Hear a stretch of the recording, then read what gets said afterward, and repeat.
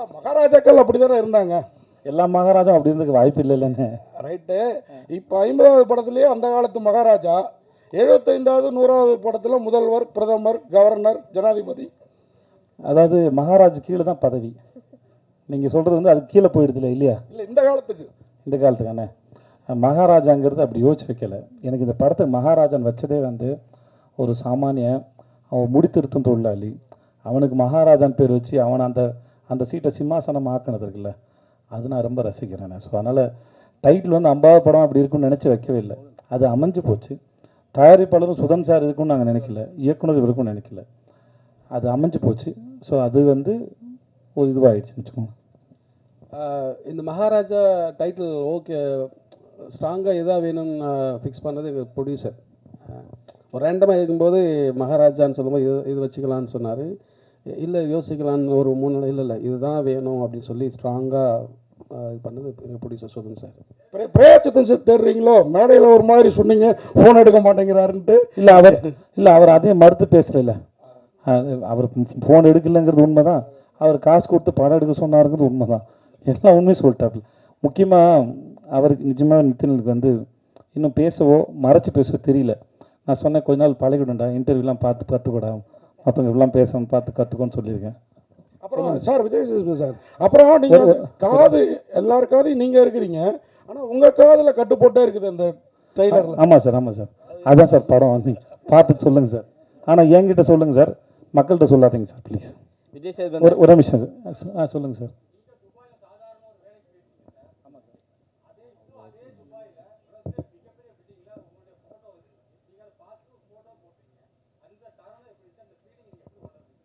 நான் இது இப்போ நான் துபாயில் எல்லா இன்டர்வியூலையும் சொன்னேன், நம்ம மக்கள்கிட்டையும் அதை பகிர்ந்துக்கல, சந்தோஷம் தான் சார். முதல்ல இது நான் சொல்லி சலிச்சு போன கதையாக இருந்தாலும் கேட்குறதுக்கு ஒரு சுவாரஸ்யமாக இருக்குன்னு நினைக்கிறேன் சார். இங்கே ஒரு கம்பெனியில் அக்கௌண்டண்ட்டாக வேலை பார்த்துனேன் சார். அது பேர் GKS enterprises, cement company sir. மாதம் 3500 சம்பளம் சார். இன்னொரு ஃப்ரெண்டு சொல்லி ஹீரோ ஸ்டார்னு ஒரு கம்பெனி இருக்குது, அங்கே துபாயில் வேலை கேட்குறாங்க, அங்கே 12,000 ரூபா சம்பளம்னு சொன்னாங்க, 1000 திர்ஹாம் சேலரி. என்கிட்ட இப்போ பாஸ்போர்ட் இல்லை. நான் வந்து பாஸ்போர்ட் எடுக்கிறதுக்காக அப்ளை பண்ணியிருந்தேன். டைம் ஆகிடும், எனக்கு சீக்கிரம் போகணும், 10 நாளில் ஊருக்கு போகணுன்னு சொல்லிட்டாங்க சார்.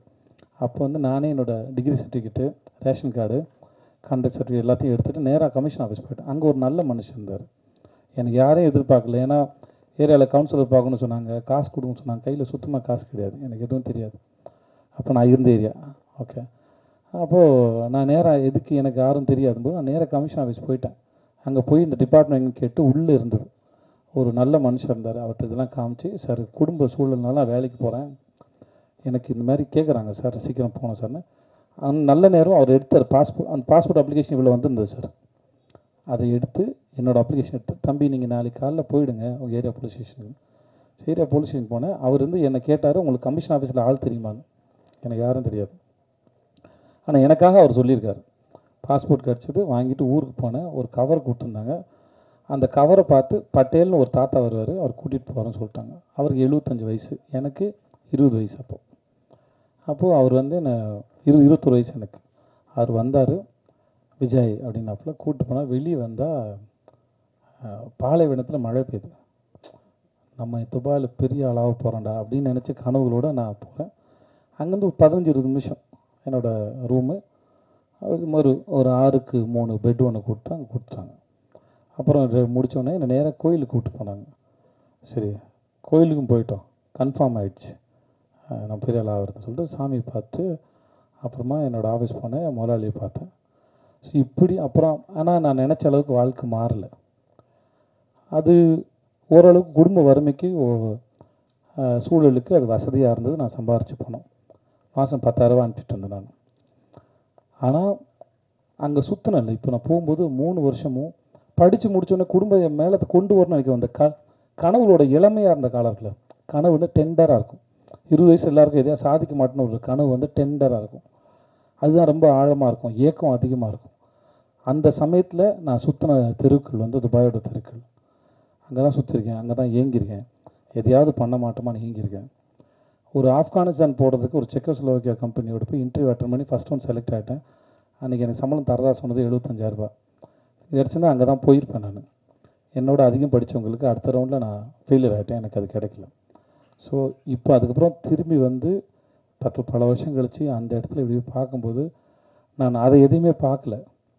நான் அங்கே ஏக்கத்தோடு சுற்றின, அங்கே ஒரு வெண்டிங் மிஷின் இருக்கும், அந்த காசு போட்டால் தம்ஸ்அப் அந்த கூல்ட்ரிங்க்ஸ் வரல, அது வெண்டிங் மிஷின் ஒரு திராம் வச்சு இதை செலவு பண்ணலாமான்னு வேணாமான்னு யோசிச்சுட்ருக்கேன். ஏன்னா அங்கேருந்து என்ன மாதிரி பல பேரோட நிலைமை அதுதான். ஏன்னா காசு இஷ்டத்துக்கு செலவு பண்ணிங்கன்னா வீட்டுக்கு பணம் அனுப்ப முடியாது, கொண்டாட்டெல்லாம் முடியாது. அங்கே வியாழக்கிழமை ஆனால் எல்லோரும் ஒன்று கூடுவோம், ஒன்றா சமைச்சு பிரியாணி சமைச்சு சாப்பிட்டுட்டு அப்புறம் துணியெல்லாம் துவைச்சி காய போட்டுட்டு சாயந்தரம் ஆனால் அங்கே கிரிக் இருக்கும், அந்த ஊரை பரதுபாய் தேரதம் இருக்கும், அங்கே போய் சும்மா கொஞ்சம் இருந்துட்டு திரும்பி முடி இவ்வளோ தான் இருக்கும். ரூமை சுத்தம் பண்ணுறதும் பாத்ரூம் கழுவுறதும் சமைக்கிறதும் இவ்வளோ தான் வாழ்க்கை. அது இதை தாண்டி கனவு காண கூட நேரம் இருக்காது. ஸோ அந்த ஞாபகங்கள் தான் வந்துட்டு இருந்த ஒழிய எனக்கு இது தெரியவே இல்லை. இந்த இடத்துல இருக்கும்போது பாரு, அப்போது அன்னைக்கு நான் ஏக்கத்தோடு சுற்றின அந்த நாள் வந்து எனக்கு சொல்லியிருக்கு, உனக்கு ஒரு நாள் பரிசு இருக்குடா இந்த இடத்துலன்னு. ஸோ ஒவ்வொரு நாள் பின்னாடி வேற ஒரு நாளோட சேர்ந்து ஒரு முடிச்சிருக்கு. ஒவ்வொரு விதைக்கு பின்னாடி ஒரு பெரிய மரம் இருக்குது, அதில் நிறைய பறவைகளுக்கு கூடு இருக்குங்கிறது தெரியாதுல்ல, அது அந்த விதைக்கு தெரியாது இல்லையா? அதை போல தான் ஒவ்வொரு நாளையும் நான் பார்க்குறேன், நான் நினைக்கிறேன். சேதுண்ணா, ஆக்சுவலாக நடுவில் வந்து நீங்கள் வந்து ஹீரோவாக இருக்கும்போது மாசாக வந்து எல்லாத்தையும் பண்ணிகிட்டே இருந்தீங்க, அதுக்கப்புறம் திடீர்னு கேரக்டரைஸ் இறங்க ஆரம்பிச்சிட்டிங்க. எங்கே இறங்கினேன்னு சொல்லும்போது மாஸ்டர்லேருந்து எல்லாமே தனி அது இறங்குனது இல்லை, அது பேர் முதல்ல வந்து இறங்குனது இல்லை, இறங்க கேரக்டர் வைஸ் போக ஆரம்பிச்சிட்டீங்க ஹீரோவாக. கண்டிப்பாக கிடையாது, அந்த அப்ரோச் இல்லைன்னு சொல்ல வரேன். நீங்கள் வில்லன் இல்லாமல் ஹீரோ இல்லை, தீமை இல்லாமல் நன்மையின் அருமை தெரியாது, வெயில் இல்லாமல் நிழல் தெரியாது, அவ்வளோதான் கணக்கே ஒழிய. அது ஈக்குவல், அது பேலன்ஸ். என் கணக்கு அதுதான் ஒழிய. நான் வில்லனாக பண்ணும்போது உங்களை எவ்வளோ என்டர்டெயின் பண்ணுறேங்கிறது ரொம்ப கவனமாக இருந்தேன். நான் வில்லனான் பண்ணி உங்களை போர் அடித்து ரொம்ப அவர்ஷன் க்ரியேட் பண்ணிட்டேன்னா நான் ஹீரோ நடிக்கிற படங்கள் அது பாதிக்கும். ஆனால் நான் வில்லன் அடிக்கும்போது எவ்வளோ தூரம் என்டர்டெயின் பண்ணலாங்கிறது தான் கணக்கு, என்னவாக இருந்தாலும் சரி. அது போகிற போக்கில் பண்ணலன்னு சொல்ல வரேன், வேறு ஒன்றும் இல்லை. இல்லை 50-50 வந்து எல்லாருக்குமே மிக முக்கியமாக தருணமாக இருக்கும். ஏன்னா 50வது படம் என்ன திரும்பி பார்த்தா அது பேசணும் அப்படின்னு இருக்கும். ஏன்னா இங்கே 40க்கு 40 அடித்த மாதிரி உங்களுக்கு 50க்கு 50 அடிக்கணும் அப்படின்ற ஒரு எக்ஸைட்மெண்ட் இருக்கும். அப்படி இருக்கும்பொழுது இந்த கதையில் இந்த 50வது படத்துக்கு இதை சூஸ் பண்ணால் நல்லாயிருக்கும் அப்படின்னு எதை வச்சு நீங்கள் இதை தோணுச்சு? முதல்ல சரி எதுன்னு இங்கே யாருக்குமே தெரியாது. அப்படி தெரிஞ்சால் எல்லாரும் சரியானதை கொடுத்துருவாங்க. முதல்ல அந்த கணக்கு எங்களுக்கு தெரியாது. ரெண்டாவது, இந்த கதை கேட்கும்போது ஒரு டைரக்டரோட பேஷன், கதை யார் வேணால் சொல்லலாம், கதை யார் வேணால், அது எடுக்கிறதுக்கிட்ட தான் இருக்குது. ஒரு கதையை எப்படி மக்கள்கிட்ட கொண்டு போய் சேர்க்க போகிறோம், மக்களின் ரசனை என்ன, டைரக்டரோட சாய்ஸில் தான் எல்லாமே இயங்குது. அது ஸோ எனக்கு இந்த டைரக்டர் ரொம்ப பிடிச்சிருந்தது. நான் குரங்கு பொம்மை பார்க்கல, ஷூட்டிங் போகிறதுக்கு ஒரு 4 நாள் முன்னாடி 2 நாள் முன்னாடி தான் படமே பார்த்தேன். அப்போ தான் பார்த்துட்டு அவன்கிட்ட பேசினேன். மற்றபடி டைரக்டர் எனக்கு ரொம்ப பிடிச்சிருந்தது. ஸோ இந்த கதை நல்லா இருந்தது. அப்போது 50வது படமாக அனௌன்ஸ் பண்ணணும்.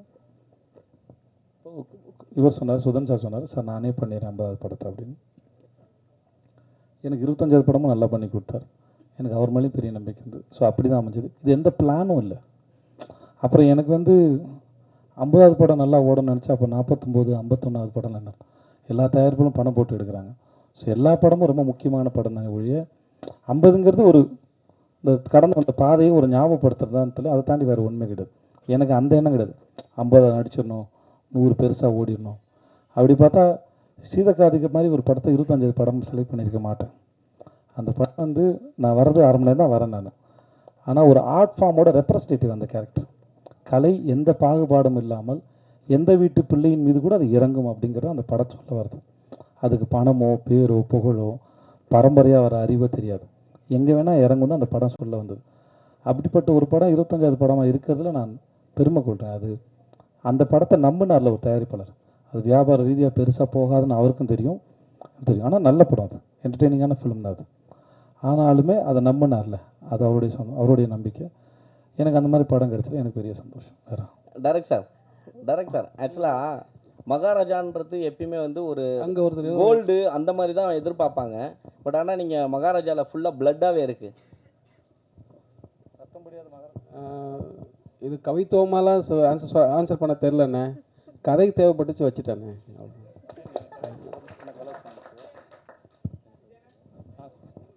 சொல்லுங்கண்ணே.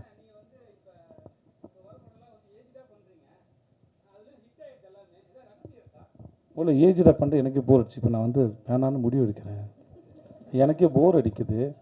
ஸோ சில சமயம் ரொம்ப நல்லா இருக்கு, கதை அதை நிர்பந்திக்குது. விஷயம் என்ன ஆகிடுதுன்னா, வர எல்லாருமே உங்களுக்கு பேரம்பேத்தி இருக்கான்ற வரைக்கும் சொல்ல ஆரம்பிச்சிடுறாங்க. அப்புறம் அவங்களுக்கு புரிய வைக்க வேண்டியதாக இருக்குது. நானும் எதுக்கு அந்த கேட்டை ஓப்பன் ஆகி வச்சுருக்கேன்னா, சம்டைம்ஸ் ரொம்ப எக்ஸைட்டிங்காக இருந்துச்சுன்னா, ஒரு சில கதைகள் வந்து இப்போ மகாராஜா வந்து நான் வர்றதுக்கு முன்னாடி, இல்லைப்பா எனக்கு வேண்டாம், எனக்கு இல்லை ஒரு 16-17 வயசு பொண்ணு எனக்கு பொண்ணாக அடிக்கிற மாதிரி நான் அடிக்க வேணாம்னு சொல்லி வச்சுக்கோங்களேன், நான் இந்த கதையை மிஸ் பண்ணியிருப்பேன். ஸோ இந்த மாதிரி ஒரு அனுபவம் கிடைக்கும்போது அதை வந்து, ஏன்னா இதுக்கு முன்னாடி தான் மேரி கிறிஸ்மஸ் பண்ணேன், அதில் ஒரு 30 வயசு ஆள் தான் நான் அதில். ஸோ அதனால ஒரு சுதந்திரம் இருக்குல்ல, ஒரு ஆக்டராக நான் வந்து ஒரு ஒரு லாக் பண்ணிக்காமல் இருக்கிறதுல ஒரு ஃப்ரீடம் இருக்குதா நான் நினச்சிக்கிறேன். நான் அதனால் அந்த கேட்டை இன்னும் திறந்து வச்சுருக்கேன், வேறு ஒன்றும் இல்லை. விஜய் சேதுபதி சார் 50 படத்தில் வெற்றி தோல்வி நிறைய பார்த்துருக்கீங்க. 100 கோடி 200 கோடி 1000 கோடி வரைக்கும் பார்த்துருக்கீங்க. அந்த சமயத்தில் உங்கள் மனநிலை எப்படி இருக்கு அந்த வாரம்? அதே மாதிரி தோல்வி 200 கோடி 1000 கோடிலாம் பார்க்கவே இல்லைண்ணே நான். உங்கள் வசூல் அண்ணே நீங்கள் வாட சொல்லிடுறீங்க நினச்சிக்கிறாங்கண்ணே. உண்மையாக அண்ணே எங்கள் பிரச்சனைலாம் நீங்கள் வந்து கேட்டிங்கன்னு வச்சுக்கோங்களேன், எனக்கு எவ்வளோ பேமெண்ட் பெண்டிங்கு, என்னெல்லாம் நடந்ததுன்னு அது அதை சொன்னேன்னு வச்சுக்கோங்க, சொல்லுது போடாத செக்கு, கேட்காத காசுலாம் கணக்கு கேட்டிங்கன்னா நிஜமாக ஆச்சரியமாக இருக்கும்.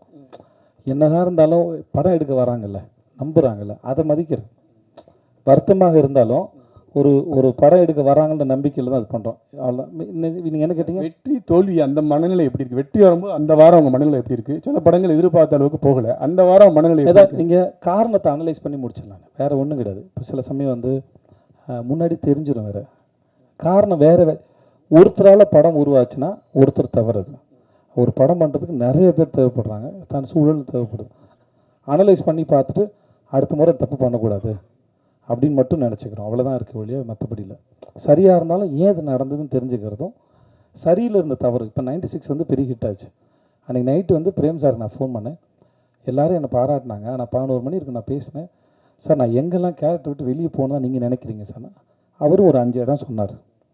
அது தெரிஞ்சுக்கிறது தான். அது ஒன்று வெற்றி அடைஞ்ச உடனே அது எல்லாம் சரி அப்படின்னு நான் நம்புறது இல்லை. ஜெனரலாக அது நல்லதும் இல்லை. வெற்றியும் தோல்வியும் காரணத்தை ஆராய்ந்து பார்ப்பது சிறப்பதுன்னு நான் நினைக்கிறேன். ஸோ அவ்வளோதான், வேறு ஒன்றும் இல்லை சார். புதுப்பேட்டையில் தொடங்கி மகாராஜா 50 படங்கள் முடிச்சிட்டிங்க. தயாரிப்பாளர், ஸ்கிரிப்ட் ரைட்டர், டிஸ்ட்ரிபியூட்டர் எல்லாமே பண்ணிட்டீங்க. நான் டிஸ்ட்ரிபியூஷன் பண்ணல சார். இல்லை, மேற்கு தொடர்ச்சி மலை வழங்கின நான் ப்ரொடியூஸ் பண்ண தயாரிப்பாளர். சரி, ஓகே. இப்போ டைரக்டர் விஜய் சேதுபதியை எப்போ பார்க்க போகிறோம்? நிஜமாக ரொம்ப ஆசை இருக்குது, உண்மையாக மாற்றுக்கிறதுல ஆசை இருக்குது. இன்னும் கொஞ்சம் பயம் இருக்குது, ஏன்னா அது சாதாரணமான வேலை இல்லை. இது ஒரு நாள் புரியும் போது நான் ட்ரை பண்ணி பார்த்துருவேன். ஆனால் ரொம்ப ஆசை இருக்குது. எனக்கும் வந்து கதை சொல்ல தெரியணும், அதை அந்த அந்த ஃப்ரேமுக்குள்ளே கதை சொல்ல தெரியணும், அந்த அறிவு வரணும். சேகரிக்கிறேன், புரியும் போது நான் வந்துடுவேன். அறிவு என்பது ஒரு கர்ப்பத்தை போன்றது, என்னைக்கா ஒரு நாள் டெலிவரி ஆகிடும், அது கம்ப்ளீட் ஆச்சு நான் நினைக்கிறேன். சார் ஹலோ ஐயா, இந்த 50 படத்தில் இந்த ஓடிடியில் பண்ணிடுறீங்கள நடுப்புற, அதுவும் சேர்ந்துருக்கு அதில்? எனக்கு எது ஓடிடியில் வந்ததுன்னு தெரியல. ராஜு அனபில் ஆமாம் தெரியல, இல்லை கணக்கு எதுலாம் சேர்த்து போட்டாங்கன்னு தெரியல. அதான் இல்லை, நான் கெஸ்ட் எல்லாம் எடுக்கல, என்னென்ன கணக்கு வச்சுருக்காங்கன்னு தெரியல. அனபிள் சேர்த்து தான் சேர்ந்துருக்கும் தான் நான் நினைக்கிறேன், தெரியல. பட் ஆனால் கணக்கு ஆளுங்க போடும்போது அது சேர்ந்தா இருக்கா? ஆமாம், சில கெஸ்ட் ரோல்லாம் சேர்க்கல நாங்கள். ஓகே ஓகே, இந்த ஒரு நிமிஷம்.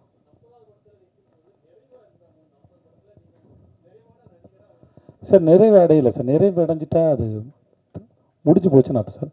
அது ஸ்டேட்மெண்ட்டுக்காக சொல்லலை சார். இன்னமும் ஒரு முறையும் கேமராமேன் நிற்கும்போது நிறைய கேள்வி நமக்கே இருக்குது சார். அது சில சமயம் பல நடித்து முடிச்சதுக்கப்புறம் இப்போ நம்ம டிஜிட்டல் இருக்கிறதுனால சார், ஃபிலிம் இல்லை சார், அதனால் வந்து சில சமயம் வேறு ஆங்கிள் அப்ரோச் பண்ணலாம், கேட்கலாம் முடியுது. ஒரு பெர்ஸ்பெக்டில் ஒரு சீனை அப்ரோச் பண்ணி முடிச்சுட்டு இதுக்கு வேறு ஒரு ஆங்கிள் தோணுது, அதையும் ட்ரை பண்ணி பார்க்கலாமான்னு தோணுது, போஸ்ட்டில் வச்சுக்கலாம். மேரி கிறிஸ்மஸ் எனக்கு அந்த மாதிரி நிறைய அனுபவம் இருந்தது. நான் ஸ்ரீராம் சாரோட நடிக்கும்போது ஒரு 4-5 சீனுக்கு ஒரு 2-3 வேரியேஷன்ஸில் நடித்தோம் நாங்கள். ஸ்ரீராம் சார் எப்படின்னா, அவர் ரொம்ப ஓப்பனாக இருப்பார். அதனால் விஜய் எனக்கு நீங்கள் பண்ணிவிடுங்க, இது நல்லாயிருக்கு, அதையும் பண்ணிவிடுங்க, நல்லாயிருக்கு, நான் எடிட்டிங் டிசைட் பண்ணிக்கிறேன்னு சொல்லுவார் அவர்.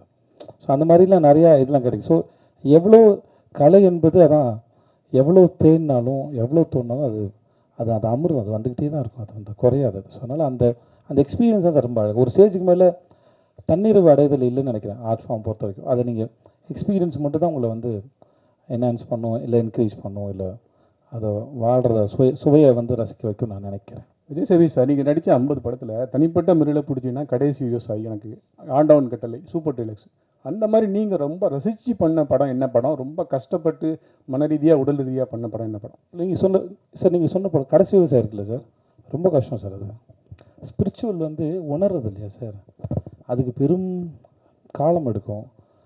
அது ரொம்ப கஷ்டப்பட்டேன், அதை தொடர்றதுக்கு ரொம்ப கஷ்டப்பட்டேன். அதை நான் வந்து ஸ்பிரிச்சுவாலிட்டி வந்து அவ்வளோ சாதாரண விஷயம் நான் நினைக்கிறேன். நான் எல்லாத்தையும் சரண்டர் பண்ணி அப்படியே ஏற்றுக்கிற ஒரு தன்மை வரணும்.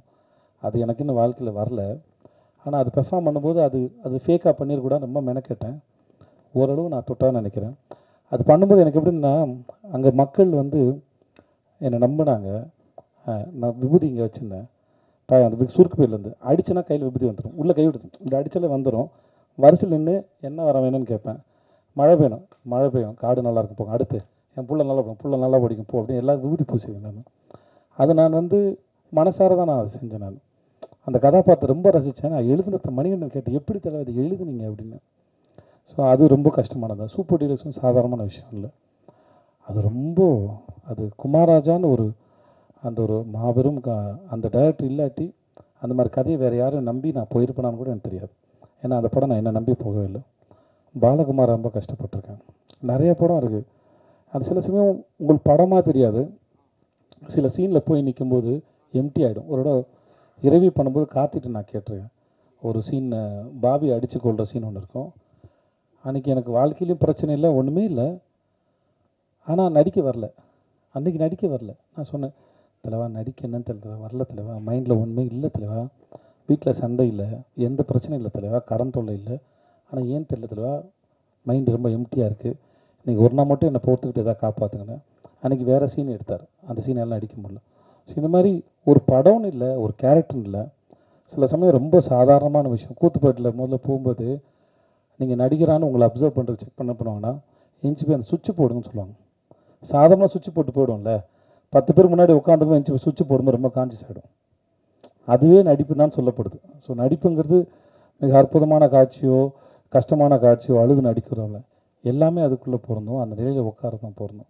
ஸோ அப்படி எல்லாத்தையும் சாதாரணமாக எடுத்துக்க முடியல. இப்போ இந்த படத்துலேயே சில காட்சிகள்லாம் இருக்குது, நான் ரொம்ப கஷ்டப்பட்டேன். இப்போ நீங்கள் கல் தூக்கி போடுறது பார்த்தீங்களா, ஒரு கடைசியில் ஒன்று பார்த்தீங்களா, அதில் நீங்கள் படம் பார்க்கவும் தெரியும், அவ்வளோ எக்ஸ்பிரஷன்ஸ், அதில் அவ்வளோ கணக்கு இருக்குது.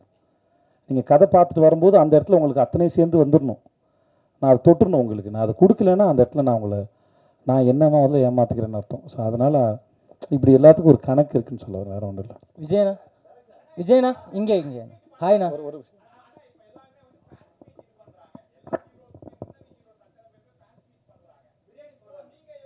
யார், நாகராஜா? ஓகே. ஏண்டா இவ்வளோ ட்ரெய்லர் போட்டு இவ்வளோ பேசியிருக்கேன் தம்பி. நான் முன்னாடி பண்ணிகிட்டு இருந்தேன்டா, 2013, 14, 15 பண்ணிகிட்டு இருந்தேன்னு நினைக்கிறேன். அப்போது எனக்கு வந்து ஒரு ஸ்டேஜில் பயம் வந்துடுச்சு, ரொம்ப தூரம் வராங்க, யாருக்காவது அடி போட்டுரும் பயம் வந்துச்சு. அதனால் ஒரு ஸ்டேஜில் நிப்பாட்டிட்டேன் நான். எல்லோரும் வேறு ஊர்லேருந்து வராங்களா, வேனில் வராங்க, இதுக்காக மற்றவங்க யாருக்கும் அக்கறை இல்லை அப்படி சொல்லி தயவுசெய்து அப்படி எடுத்துக்காதீங்க. என்னுடைய சொந்த பயம் அது. அதனால தான் ஆடியோ லான்ச்சுங்க யாரையும் கூப்பிட்றதில்ல, அங்கேருந்து பாருங்கள் போதுமானதான்னு இருக்கும், அந்த மாதிரி ஒரு காரணம். அப்புறம் எல்லோரும் பண்ணுறதுனால பண்ணணுமான்னு தெரியல. நான் ஒவ்வொரு ஷூட்டுக்கும் எங்கேயாவது வருவேன் இல்லையா, அந்த ஊர் பக்கத்தில் இருக்கவங்களாம் வந்துருங்க, நான் அங்கேயே ஃபோட்டோ எடுத்து அங்கேயே மீட் பண்ணிக்கிறேன் எல்லாரையும் கம்ஃபர்டபுளாக, நீங்கள் அது வரைக்கும் அவங்கவுங்க வேலையை பாருங்கள் அப்படின்னு சொல்கிறேன். இதுதான் எனக்கும் என்னோடய ஃபேன்ஸில் வந்து கம்ப்ளைண்ட் சொல்கிறாங்க. நீ கேட்குற அதையே எனக்கும் என் ஃபேன்ஸ் கேட்குறாங்க, எதுக்கு எங்களை மீட் பண்ண மாட்டேங்கிறாரு மற்றவங்கள மாதிரி. நான் மீட் பண்ணுறேன், அங்கே வரும்போது மீட் பண்ணிக்கிறேன், இதுக்கும் தனியாக அப்படி ஒன்று பண்ணணுமான்னு ஒரு கேள்வி இருக்குது, அதனால் பண்ணுறதில்ல, வேறு எந்த ரீசனும் இல்லை. ஹாய்ண்ணா. விஜயண்ணா இங்கே ஒரே ஒரு கொஸ்டின்.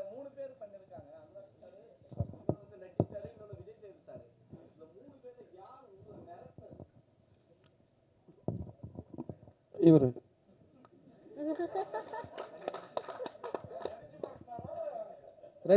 ரெண்டும் பண்ணார். விஜயண்ணா, அனுராக் சார்.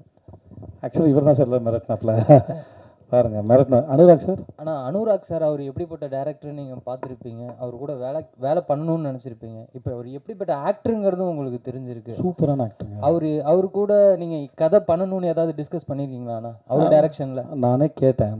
நான் மும்பையில் ஒரு ஃபங்க்ஷன் இப்போ பார்ட்டியில் ஒன்று மீட் பண்ணோம். அப்போ அவர் படம் கென்னடின்னு ஒரு படம் இருக்குது, பார்க்க வரியான்னு எனக்கு கேட்டார். என்னை முதல்ல ஹிந்தி படத்துக்கு அப்ரோச் பண்ணது அவர் தான், 2016 வாசன் பாலன் ஒரு டேரக்டரோட இதுக்காக. அப்போது படம் காமிச்சார். நானும் இன்னொரு ப்ரெஸ்ஸில் அவருக்கு ஒரு நண்பர் இருந்திருக்காரு, ரிப்போர்ட்டர். அவரும் நானும் தான் படம் பார்த்தோம். முடிச்சுட்டு 3 பேரும் பேசிட்டு இருந்தோம். அப்போ நான் எனக்கு அந்த படத்தை பற்றின ஒப்பீனியன் சொன்னேன். அது அவருக்கு பிடிச்சிருந்தது. அந்த படத்தில் வந்து கான்ஸில் ஸ்க்ரீன் பண்ணும்போது எனக்கும் தேங்க்ஸ் கார்டு போட்டிருந்தாரு. இந்த படத்துக்கு நான் அப்ரோச் பண்ணோன்னே வந்து எனக்காக பண்ணி கொடுத்தாரு. கதை கேட்கும்போது ஓகே சொல்லிட்டார் இல்லையா, எனக்காக வந்து பண்ணி கொடுத்தாரு. நடிச்சிட்டு இருக்கும்போது ஒரு சீனில் வந்து அவருக்கு ஷோல்டர் வந்து அடிபட்டு ஒரு மாதிரி அவ்வளோ பெருசாக நகர்த்த முடியல. அப்போது நாங்களாம் வருத்தப்படும் போது அவர் சொன்னார், நல்லவில் எனக்கு ஷோல்டர் இதுவாகி வலியாச்சு, அதனால் இந்த கை யூஸ் பண்ண முடியல, அது ஷாட்டுக்கு ரொம்ப நல்லா இருக்குனாரு. அதனுடைய ஒரு டைரக்டராக இருந்தபோது மித்தியில் கொஞ்சம் பயந்தான், கம்யூனிகேஷன் கேப் இருந்தது. எனக்கு ஓரளவு ஹிந்தி தெரிஞ்சனால பேசி நான் அந்த கொஞ்சம் உதவி பண்ணியிருந்தேன். ஆனால் ஒரு டைரக்டராக இருந்தாலும் அவரும் பெரிய டைரக்டரு, அவர் எக்ஸலண்ட்டான டைரக்டரு. அவருக்கு எப்படி சொல்கிறதுன்னு ஒரு நாள் ஒரு நாள் தாங்கியிருப்பேடா, அவன் ஒரு நாள் தாங்கியிருப்பான். பட் ஆனால் ஒர்க் பண்ணும்போது அவர் அவ்வளோ ஸ்பேஸ் கொடுத்ததுனால இவன் நினச்சதை சொல்ல முடிஞ்சது. அவருடைய டெடிக்கேஷனும் ஒர்க் பண்ணதும் கடைசியில் நாங்கள் நினச்சிட்டோம் நல்லதாக போச்சு. ஐ திங்க் மம்தா சொன்னாங்க, நினைக்கிறேன் மம்தா அபிராமியும் சொன்னாங்க, இந்த படத்தில் வந்து எல்லா காஸ்ட்டும் எல்லாருமே சரி, அனுராக் சாப்பிட்லேருந்து எல்லாருமே சரி, இந்த படத்துக்கு அமைஞ்ச ஒரு வரம் தான் அது. சில இந்த குத்துறேன்டா இல்லை நான் பேசுகிறேன் இல்லை. ஸோ இந்த படத்தில் நம்ம என்ன தான் தேடினாலும் சில சமயம் அமையிறது இருக்குல்ல, அது அமைஞ்சது. அது முழுக்க இவனுக்கே போய் சேருது தான், இவனுக்கு கிடைச்ச பாக்கியமாக தான் அதை நான் பார்க்குறேன். இந்த இயக்குனர் பேசுவார் இப்போ.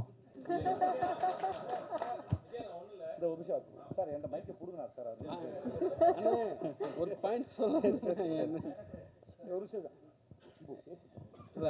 அனுராக் சார் வந்து ஒரு சீனில் படியில் விழணும்.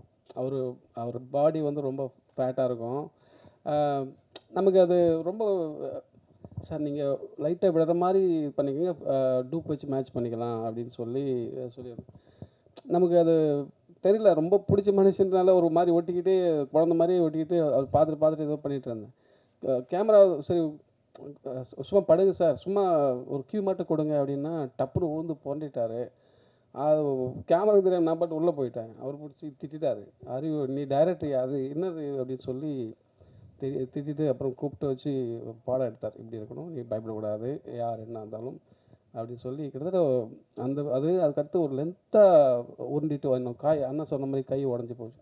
கொஞ்சம் தூரம் மட்டும் வாங்க சார், நீ நடந்து வந்துடலான்னா அது இல்லை, நீ உனக்கு என்ன தேவையோ எடுத்துலாம் சொல்லிட்டு உருண்டிட்டு வந்துட்டுருக்காரு. தவழ்ந்து வந்துட்டு இருந்தார். அது ஒரு இதுவாக இருந்தது. நம்ம பெருசாக பார்த்த ஒரு ஆள் வந்து என்ன இப்படி இது பண்ணுறாரா அப்படின்னு ஒரு அந்த எமோஷனை எப்படி என்ன சொல்ல தெரியல. ஏதாவது ஒரு விஷயம்னா தப்பானா அண்ணன் என்ன சொல்லி அண்ணன் வச்சுருப்பேன். அண்ணன் இல்லாத சீனில் ரொம்ப கஷ்டப்பட்டேன். அவர் ஒரு நிறைய இடங்கள் வந்து கூட வந்து உதவி பண்ணிகிட்டே இருந்தார். ரொம்ப நன்றி. விஜய் சேதுபதி 2 கொஸ்டின் உங்கள்கிட்ட. ஆக்சுவலி ஃபாரினில் போய் வேலை பார்க்குறவங்களுக்கு தான் சொந்த மண்ணோட அருமை தெரியும் அப்படின்னு சொல்லுவாங்க. அது மாதிரி நீங்கள் அதர் லாங்குவேஜில் போய் நிறைய மூவிஸ் பண்ண ஆரம்பிச்சிட்டிங்க. ஸோ நீங்கள் தமிழ் சினிமாவோட அருமையை அங்கேருந்து பார்க்கும்போது என்னென்ன விஷயங்கள் ஹைலைட்டாக தெரிஞ்சுது, எந்தெந்த விஷயங்கள்லாம் உங்களுக்கு வந்து சார் தமிழ் சினிமாவில் இதெல்லாம் இருக்குது அப்படிங்கிற மாதிரி நீங்கள் சொல்லலாம்? முதல்ல எனக்கு இன்னமும் அந்த அளவுக்கு சென்ஸ் வரல. ஏன் சொல்கிறேன்னா இன்னமும் அந்த மொழியும் கலாச்சாரம் முழுசாக புரியல. இன்னும் நான் அங்கே கன்வின்சிங்காக நடிக்கிறான்னு கூட எனக்கு தெரியல. ஆனால் மக்கள் என்னை ஏற்றுக்கிறாங்க. அவங்க மக்கள் செல்வன்னு சொல்லும்போது நல்லா இருக்கு கேட்குறதுக்கு. நம்ம ஆளுங்கள் புரிந்து தமிழ் பேசுகிறோம், நமக்கெல்லாம் புரியும் போது என் மொழி தெரியாதவங்க கூட என்னை அப்படி சொல்லி அட்ரஸ் பண்ணும்போது கேட்குறது நல்லாயிருக்கு. பட் எனக்கு என்னென்னா இன்னும் நான் அதை பண்ணுறதே கன்வின்சிங்காக பண்ணல. அது ஒரு நாள் பண்ணதுக்கப்புறம் தெரியும். மற்றபடி இது உலகத்தில் எங்கே போனாலும் ஒன்று தான், கதை சொல்லப்படுது, கதாபாத்திரம் வழியாக சொல்லப்படுது, அது அந்த இடத்துல அந்த மண்ணில் வாழ்கிற மக்களுடைய உணர்வுகளை பதிவு பண்ணுது. இட்ஸ் டாக்குமெண்டேஷன் நான் நினைக்கிறேன். மற்றபடி எனக்கு எந்த ஒன்று. இன்னொரு கொஸ்டின், ஆக்சுவலி வந்து 50th மூவி அப்படின்னா நீங்கள் கடந்து போகிறேன் அப்படின்னு நீங்கள் சொன்னீங்க. ஆனாலும் மோஸ்ட்லி ஹீரோஸ் என்ன பண்ணுவாங்க அப்படின்னா கமர்ஷியலாக, கலர்ஃபுல்லாக, ஒரு மாதிரி ஃபன்னாக, ஈவன் போஸ்டர்லாம் ரிலீஸ் ஆச்சு அப்படின்னாக்கா அவ்வளோ வந்து ஒரு ஸ்டைலிஷாக இருக்கும். பட் ஏன் நீங்கள் வந்து இந்த 50வது படம் மகாராஜாவாக இருக்கணும்னு நினச்சிங்க? ஈவன் நீங்கள் நினச்சிருந்தா கூட இது 51 மாற்றிருக்கலாம். என்ன ஒரு ஆக்டராக ஒரு எந்த பாயிண்ட் ஆஃப் வியூவில் இது 50வது படம்? நீங்கள் 50வது படம்னு உங்கள் மனசில் நிற்கணும், உங்களுக்கு பிடிக்கணும், உங்களை இம்ப்ரெஸ் பண்ண நான் நினச்சேன். ஸோ அதுக்கு இந்த கதை சரியாக இருந்தது. நான் மனசில் ஒரு விஷயத்தை வச்சுக்கிட்டு அதுக்கு தேடினா செட் ஆகுமான்னு எனக்கு தெரியல. ஏன்னா அதுக்கு பெர்ஃபெக்டாக உனக்கு கிடைக்குமான்னு தெரியாது. இதுவும் தென்கட்சி கோசோம்னு கதையிலே ஒரு கதை கேட்டிருக்கேன், அதில் வந்திருக்கோம். பெர்ஃபெக்ஷன் என்பது உங்கள்கிட்ட யார் எதிர்பார்க்கங்களோ அவங்க மனசில் ஒரு ஓவியம் இருக்கும், அதை போல் ஓவியத்தை வரைஞ்சிட்டிங்கன்னா அது பேர் பெர்ஃபெக்ஷன் சொல்லுவாங்க அப்படின்னு ஒரு கதை சொல்லியிருப்பார். ஸோ அந்த மாதிரி என் மனசில் ஒரு விஷயத்தை வச்சுக்கிட்டு அந்த மாதிரி ஒருத்தர் படம் பண்ண நினச்சேன்னா அது தேடி தேடி டயர்ட் ஆகிடும், வயசாகிடும். அப்போ இவர் கொண்டு வந்து ரொம்ப சிறப்பாக இருந்தது. இதுவே 50வது கட்டுன்னு நினச்சி தான் அந்த பண்ணுறது. சேதனா இது உங்களுக்கு நான் இங்கே சார் ஏன்னா ஒரு நிமிஷம், நீங்கள் ஒரே நிமிஷம் ரம்னாக்கு. ஓகே, வேறு கேள்வி. அண்ணா அப்படி ஒன்றும் இல்லை தலைவா, இதுவே இன்னமும் சொல்கிறேன் தலைவா, எனக்கு எப்பயாரோட அந்த மக்கள் செல் வந்து எடுத்துடணும் தலைவா ஆசைப்படுறேன். அதுவே பட்டம் வேணும் தான் தோன்ட்டு இருக்கு. அறிவு ததான், அறிவு வந்துச்சுன்னா பிரச்சனையே இல்லை, அறிவு இருக்கணும், அது பொறுப்பு இல்லை. எவ்வளோ பேருக்காக சேர்ந்து சிந்திக்கிற ஒரு வேலை இல்லையா, அவ்வளோ அசால்ட்டாக நான் எடுத்துக்க மாட்டேன். அதனால் எனக்கு அறிவு வந்துச்சுன்னா நான் ஓப்பனாக சொல்கிறது, எனக்கு எந்த ஆட்சேபனும் இல்லை. எனக்கு அதை பற்றின சென்ஸ் இருக்கணும். ஆமாம், இவ்வளோ பேருக்கு பதிலாக நம்ம முடிவு எடுக்கிறோம், அவங்க வாழ்க்கை தீர்மானிக்கிறோமோ, ஏதோ ஒரு பொறுப்பு இருக்குன்னா அதுக்கான சிந்தனையும் அறிவும் அரசியலும் தெரிஞ்சால் மட்டும்தான் நான் செய்யணும்னு நினைக்கிறேன். மற்றபடி வேறு யார் மேலே எனக்கு எந்த ஒப்பீனியன் கிடையாது. செல்வண்ணா அண்ணா இங்கே அண்ணா இங்கே அண்ணா என்னன்னா இப்போ வந்து என்ன 2 கேள்வி முடிச்சுக்கலாமா? சேதுண்ணா இப்போ வந்து சேதுண்ணா முதல்ல வந்து ஒரு 2 வருஷத்துக்கு முன்னாடி வந்து ரொம்ப சோஷியலாக இருப்பாங்க, எல்லாரையும் வந்து டக்குன்னு மீட் பண்ணுவாங்க, அதெல்லாம் ஒரு விஷயம் போயிருந்தது. இப்போ வந்து சமீப காலமாக வந்து உங்களை மீட் பண்ண முடியல, உங்களை வந்து ஏதாவது ஒரு ஃபோட்டோ ரிலீஸ் பண்ணுறது கூட கொஞ்சம் கஷ்டமாக இருக்குது அப்படின்னு சொல்லிட்டு ஒரு டூ வீக்ஸ் முன்னாடி, ஒரு லாஸ்ட் வீக் முன்னாடி கூட ஆர்கே வெள்ளிமேகம் ஒரு படத்தோட டைரக்டர், அவர் வந்து 4 படம் மலையாளத்தில் பண்ணியிருக்காரு. அவர் வந்து உங்ககிட்ட வந்து ஒரு டைமோ உங்கள் சைடில் கேட்குறாங்க, யாரும் வந்து ரெஸ்பான்ஸ் பண்ணலையா. அவர் என்ன ஒரு வார்த்தை சொல்கிறாருன்னா, அவர்கிட்ட என்னங்க ஒரு ஃபோட்டோ தாங்க கேட்க போகிறோம், 4 சென்ட் இடமா கேட்க போகிறோம்னு சொல்லிட்டு வெளி மாநிலத்துலேருந்து வந்து உங்களை வந்து கொஞ்சம், ஆனால் வந்து உங்களுக்கு ரொம்ப பிடிச்ச ஒரு டேரக்டர். அவர் என்ன சொல்கிறாருன்னா, எனக்கு ரொம்ப ரொம்ப பிடிக்கும், வேறு யாரையும் நான் மீட் பண்ணவே போகலை, அவரை மட்டும் நான் போய் பார்க்கலான்னு போகிறேன், உங்கள் சுற்றி உள்ள ஆளுகள் வந்து யாரும் மீட் பண்ண விட மாட்டார். அவர் ஒரே வார்த்தை சொல்கிறார், நான் அவர்கிட்ட வந்து 4 சென்ட் இடமா சொல்லட்டுமா? சொல்லுங்கள். 4 சென்ட் என்ன தெளிவாக சொன்னதை நான் புரியும். அதான் எனக்கு இல்லை, எனக்கு புரிஞ்சிச்சு. நான் இதுக்கு பதில் ஒன்றும் இல்லை. எனக்கு ட்விட்டரில் போய் பார்த்தீங்கன்னா தெரியும், என் படங்களோட மற்றவங்க படம் தான் அதிகம் ரிலீஸ் பண்ணியிருப்பேன். நீங்கள் கம்பேர் பண்ணி பாருங்கள். இது இன்னொரு ஹீரோவுடைய வேறு யாராவது, நான் பேர் சொல்லக்கூடாது, வேறு ஒரு 5-6 ஹீரோக்கள் யாராவது எடுத்துக்கோங்க, அவங்க எவ்வளோ மற்ற படங்கள் ரிலீஸ் பண்ணியிருக்காங்க, நான் எவ்வளோ ரிலீஸ் பண்ணியிருக்கேன்னு பாருங்கள். அப்புறம் ஒரு ஸ்டேஜுக்கு மேலே சொல்லுவாங்க, நான் வர எல்லாத்தையும் பண்ணிகிட்டு இருந்தேன், சிலது வந்து நல்லா இல்லாததையும் பண்ணிகிட்டு இருந்தேன். அப்போ சில பேர் கம்ப்ளைண்ட் பண்ணாங்க, நீங்கள் பண்ணாதீங்க, அதை நம்புகிறோம் நாங்கள் அப்படின்னு சொன்னாங்க. அதனால் ஓரளவு எங்களுக்கு பிடிச்சதை பண்ணிகிட்ருப்போம். 2வது அண்ட் 3வது, இவங்க சொன்னோன்னே மீட் பண்ண முடியாத சூழ்நிலை எல்லாருக்கும் இருக்கும்ல. நான் ஊரில் இருந்துருக்க மாட்டேன், வெளியே போயிருப்பேன், ஏதாவது ஒன்று இருக்கும் இல்லையா. அவர் எப்படி அவர் வேலைகள் பிஸியாக இருப்பாரோ அந்த மாதிரி நானும் என்னுடைய வேலைகள் பிஸியாக இருப்பேன். நிறைய பேர் நிஜமாக நேரம் கிடையாது தான், இருந்தாலும் நான் மீட் பண்ணி சந்தித்து ஃபோட்டோ எடுத்து தான் இருக்கேன். அதுக்கு உதாரணமாக நீங்கள் கடந்த 1 மாதமாக, ரொம்ப நாள் முன்னாடி போனேன், கடந்த 1 மாதம் இல்லை 2 மாதமாக நான் எத்தனை படங்கள் ரிலீஸ் பண்ணிருக்குன்னு பார்த்தீங்கனாலே உங்களுக்கு தெரியும். என் நண்பர் ஒருத்தர் வந்து அவருடைய இது ரிலீஸ் பண்ண சொல்லி கொடுத்தாரு. நான் போஸ்டர் பார்த்தேன், போஸ்ட் நிஜமாகவே எனக்கு கன்வீனியன்ஸிங்காக இல்லை, ஆனால் இந்த படம் வேணாமே அப்படின்னு அவர்கிட்ட சொல்லியிருக்காங்க. ஸோ எனக்கு பிடிக்கணுங்கிறது தான் கணக்கு ஒழிய, மற்றபடி சினிமாவில் இருக்கிறதுனால என் படத்தை மட்டும் ப்ரொமோட் பண்ணணுன்ற அவசியம் எனக்கு கிடையாது. என்னுடைய பாப்புலாரிட்டி இன்னொரு படத்துக்கு ஓரளவு லிஃப்ட் பண்ணணுன்னா அதை செய்யணுங்கிறது தான் எண்ணம். நீங்கள் சும்மா செக் பண்ணி பாருங்கள், அது நான் சொன்னால் நல்லா இருக்காது. அன்பு முத்தங்கள் குறைஞ்சி போச்சுன்னு சொல்கிறாங்க. அன்பு முத்தங்கள் இல்லை, ஏர்போர்ட்டில் கூட்டத்தினரில் கேட்கும்போது கொஞ்சம் கூச்சமாக இருக்குது. நீங்கள் ஷூட்டிங் ஸ்பாட்னா பரவாயில்ல, ஏர்போர்ட்டில் கேட்கும்போதெல்லாம் அது இப்போ அங்கே உட்காந்து எல்லாம் கொடுத்துருமில்ல, அங்கே எல்லோரும் நிறைய பேர் போயிட்டுருக்காங்க, வேறு மொழி பேசுகிறவங்க, என்னடா அவன் எல்லாருமே கிஸ் வச்சுருந்தா நீங்கள் மாட்டாங்களா, அது தவிர வேறு உண்மை இல்லை. சேதனா ஒன்றும் இல்லை. ஆக்சுவலி நான் வந்து ஒரு 2K கேட்டேன். ஸோ எங்களை மாதிரி இருக்கிற எல்லாருக்குமே ஒரு சின்ன ஆசை, அதை நான் உங்ககிட்ட கேட்கணும் அப்படின்னு ஆசைப்பட்றேன். ஸோ இதற்கு தானே ஆசைப்பட்டாய் பாலகுமாரா, நடுவில் கொஞ்சம் பக்கத்தக்கான அந்த மாதிரி படங்கள்லாம் இப்போது நாங்கள் எல்லாருமே பயங்கரமாக எக்ஸ்பீரியன்ஸ் பண்ணுறோம், ரொம்ப பிடிச்சிருக்கு. ஸோ ரீசெண்டாக அந்த மீன் பேஜஸில் நீங்கள் பார்த்துருப்பீங்கன்னு நினைக்கிறேன், அந்த சாங்ஸ் எல்லாம் ரெகுலராக போட்டுட்ருக்கேன். ஸோ அந்த மாதிரி படம் உங்ககிட்ட இருந்து எப்போ நான் எதிர்பார்க்கலாம்? அடுத்து எனக்கு இதற்கு தானே ஆசைப்பட்டாய் மாதிரி எனக்கு ஏதாவது ஒரு படம் வேணும். இல்லை சார், நானும் எல்லாருக்குமே இல்லை, நானும் எதிர்பார்க்குறேன். இல்லை என்ன, நீங்கள் அந்த படம் நடிக்க ரொம்ப ஜாலியாக இருக்கும், இன்ஹிபிஷன்ஸே இருக்காது, நீங்கள் வந்து ஜாலியாக இருக்கும். எனக்கு அம்மையில் இப்போ பாலகுமாரன் வந்து அமைஞ்சு